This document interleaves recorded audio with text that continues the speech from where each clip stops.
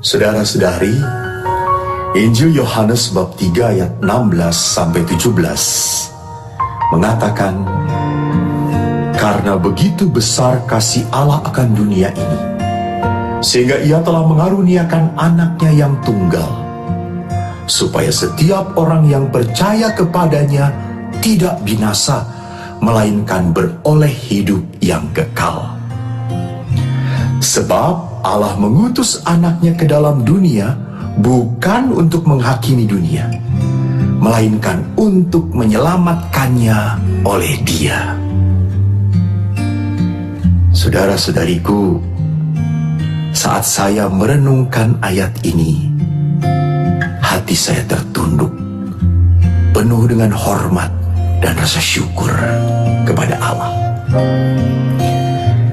Allah begitu menyayangi dunia dan ciptaannya. Ia serahkan, ia relakan putranya untuk menebus dosa manusia. Kalau demikian adanya, kita melihat dalam peristiwa penebusan ini, siapa yang lebih berharga kalau bukan kita, manusia, di mata Tuhan. Bahkan kalau kita jeli melihat, dikatakan di sana bahwa anaknya yang berharga ini diserahkan kepada manusia supaya manusia selamat. Dan keselamatan itu berarti apa? Manusia memperoleh kehidupan yang kekal. Kadang-kadang kalau kita berbicara tentang kehidupan kekal, kita berpikir tentang hidup yang akan datang, nanti, kelak. Tentu banyak orang juga yang berkata sinis, urusan nanti gimana nanti sajalah. Yang penting itu sekarang hidup di dunia ini. Saudara-saudariku, jangan lupa, kalau kita berbicara tentang kehidupan kekal, itu bukan berarti kita melepaskan saat kini. Bukan meremehkan hidup di dunia ini. Bukan, sama sekali tidak.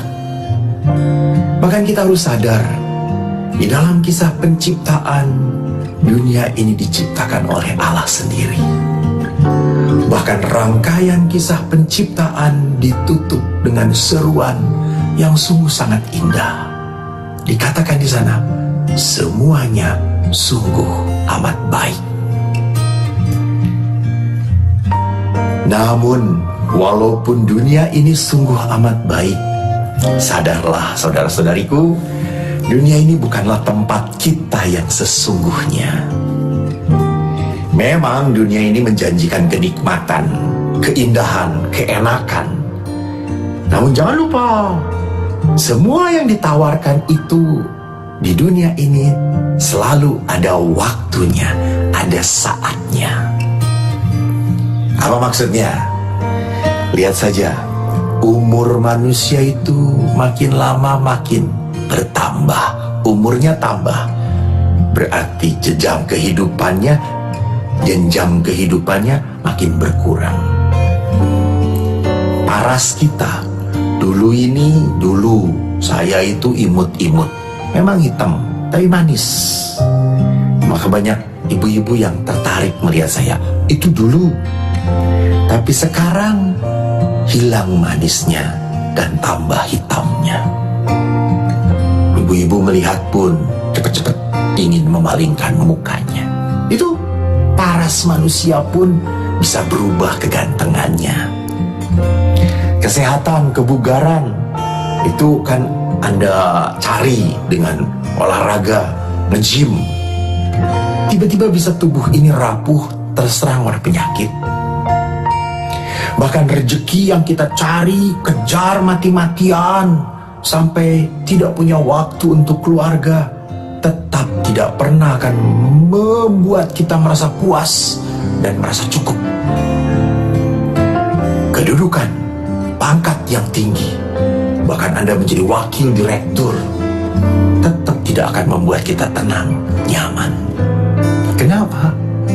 Karena semuanya di dunia ini ada batasnya, ada saat kadaluarsanya. Di dunia ini semua diatur oleh waktu, tempat, dan berputar. Berputaran. Itu berarti apa? Ada seseorang yang kelak akan menggantikan kita. Sadar itu. Ingat itu. Maka kenyataan di dunia ini seringkali membuat kita merasa gelisah, terombang-ambing. Situasi ini membuat kita merasa rapuh, mudah berubah, dan akhirnya kita pun bisa kehilangan kepercayaan kepada kebaikan Tuhan.